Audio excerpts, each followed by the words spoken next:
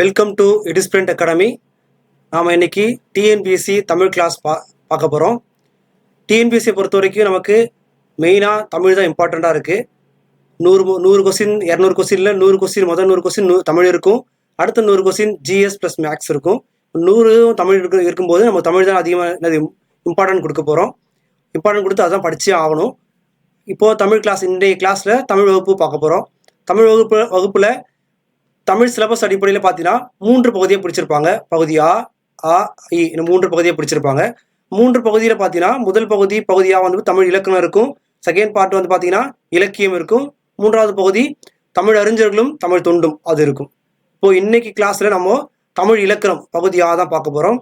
அதை பார்க்குறதுக்கு முன்னாடி இந்த இலக்கணம் கிளாஸில் என்னென்ன டாபிக் கீழே நம்ம என்னென்னலாம் கவர் பண்ண போகிறோம் அப்படின்றத ஒரு இன்ட்ரோ பார்த்துடலாம். இலக்கணம் பார்த்தீங்கன்னா பகுதி ஆவில் இலக்கணம் இருக்கும்போது பொதுவாக டிஎன்பிஎஸ்சியில் பார்த்தீங்கன்னா தமிழில் பார்த்தீங்கன்னா இலக்கணம் பொதுவாக தமிழ் இலக்கணம் எத்தனை வகைப்படுன்னு கேட்டாங்கன்னா 5 இலக்கணம் சொல்லுவாங்க. தமிழ் இலக்கணம்னா 5 இருக்குது. 1 எழுத்திலக்கணம், சொல்லிலக்கணம், பொருள் இலக்கணம், யாப்பிலக்கணம், அணி இலக்கணம். மொத்தம் 5 வகை இலக்கணம் இருக்குது. நம்ம சிலபஸில் அப்படி மொத்தமாக 5 கொடுத்துருக்க மாட்டாங்க. அது கீழே இருக்க ஒவ்வொரு ஹெட்டையும் தான் கொடுத்துருப்பாங்க. இப்போ நம்ம பார்த்தீங்கன்னா படிக்கும் போது இலக்கணம் எல்லாத்தையும் தான் படிக்கணும். அது கீழே சிலபஸில் கொடுத்துருந்தாலும் சரி, கொடுக்கலனாலும் சரி. ஏன்னா இலக்கணன்ற பொறுத்த வரைக்கும் பார்த்தீங்கன்னா புரிஞ்சுக்கிட்டு படிக்கிற மாதிரி இருக்கும். மற்ற பாட்டு மனப்பாடம் பண்ணுற மாதிரி இருக்கும். இலக்கணம் பகுதி பார்த்தீங்கன்னா மேக்ஸ் மாதிரி, கணக்கு மாதிரி புரிஞ்சு அதுக்கப்புறம் தான் நம்ம மனப்பாடம் பண்ணுற மாதிரி இருக்கும்.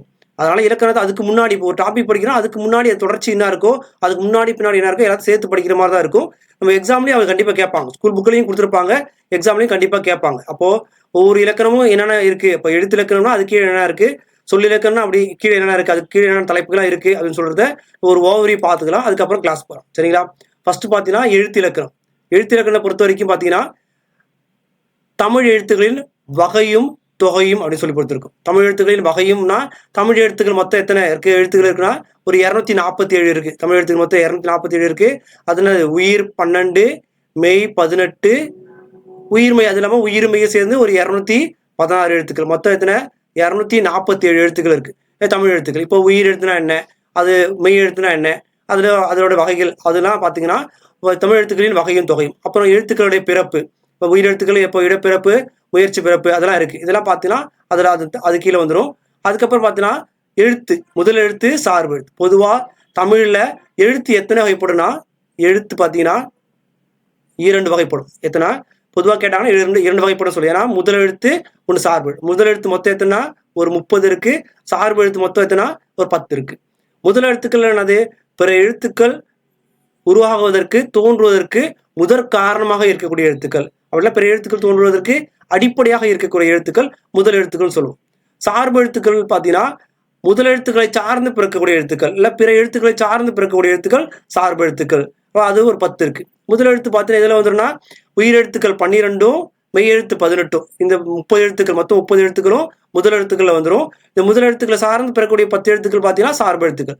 அதில் இந்த உயிர்மை எல்லாமே சார்பு எழுத்துக்கள் வந்துடும். அப்புறம் ஆயுதம், உயிரிழப்படை, ஒற்றலப்படை, குற்றியலுகரம், குற்றியலிகரம், ஐகார குறுக்கம், அவுகார குறுக்கம், மகார குறுக்கம், ஆயுத குறுக்கம். இந்த 10 எழுத்துக்களும் பார்த்தீங்கன்னா சார்பு எழுத்துக்கள் வகையில் வந்துடும். இது ஒவ்வொன்றா என்னன்னு பார்க்க போகிறோம். அதுக்கப்புறம் பார்த்தோன்னா இணை எழுத்துக்கள். தமிழ் இலக்கணத்தில் இணை எழுத்துக்கள் ஒரு டாபிக் இருக்குது.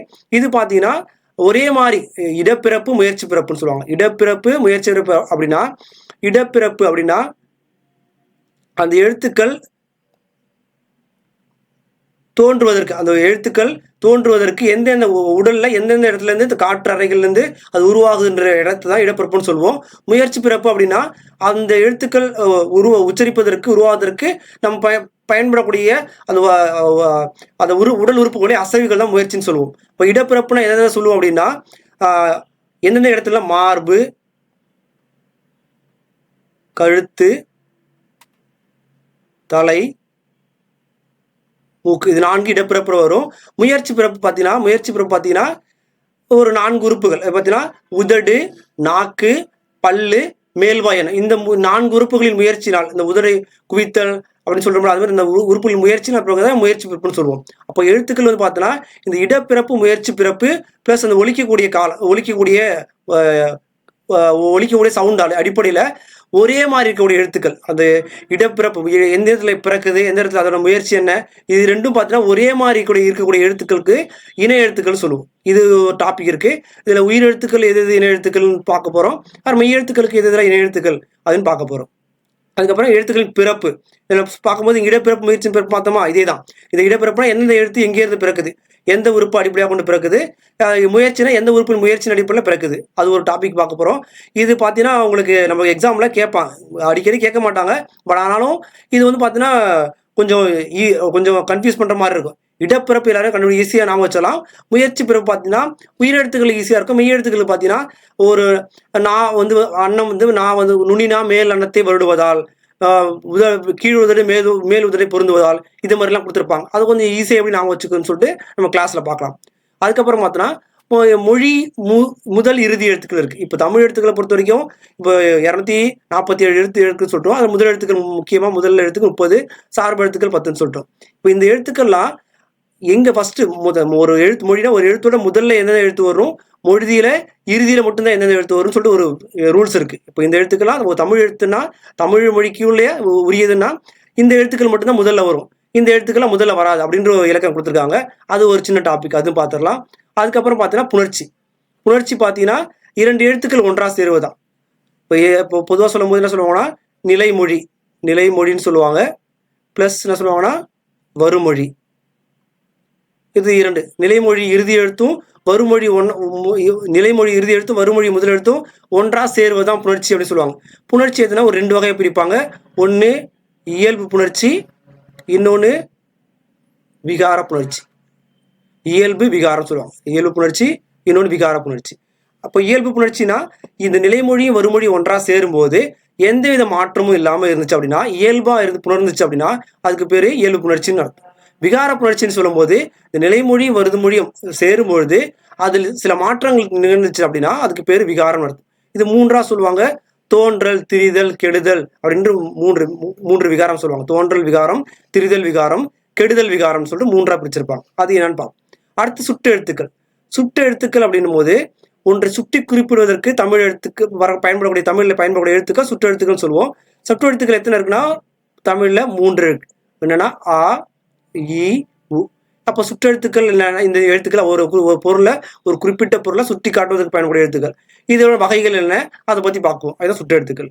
அடுத்து வினா எழுத்துக்கள் சொல்லும்போது வினா பொருளை தரக்கூடிய எழுத்துக்கள், வினா கேள்வி கேட்பதற்கு பயன்படக்கூடிய எழுத்துக்கள் வினா எழுத்துக்கள் சொல்லுவோம். அந்த வினா எழுத்துக்கள் பார்த்தீங்கன்னா மொத்தம் 5 இருக்கு. என்னென்ன இருக்கு? ஏ, ஆ, ஓ, யா.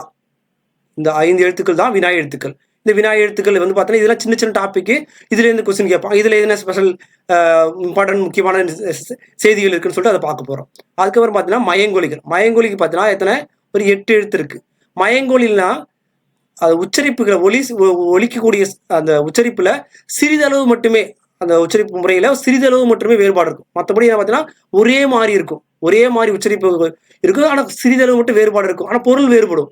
அது வேற எழுத்துக்கள். அப்படி இருக்கக்கூடிய எழுத்துக்கள் மயங்கொலி எழுத்துக்கள் சொல்ல ஒரு 8 இருக்கு. என்னென்ன எழுத்துக்கள் அப்படின்னா ந, ந, ந இது 3, ழ, ல, ல இது 3, ர, ர இந்த 8 எழுத்துக்கள் பார்த்தீங்கன்னா மயங்கொலின்னு சொல்லுது. இப்போ இந்த எழுத்து இதெல்லாம் பார்த்து இந்த தலைப்பு இது கீழே இருக்கக்கூடிய இந்த தலைப்பு கீழே இருக்கக்கூடிய எல்லாத்தையும் பார்த்தோம் அப்படின்னா நமக்கு என்ன முடிஞ்சிடும்? எழுத்து இலக்கணத்தை முடிஞ்சு. சரிங்களா? அதுக்கப்புறம் என்னது?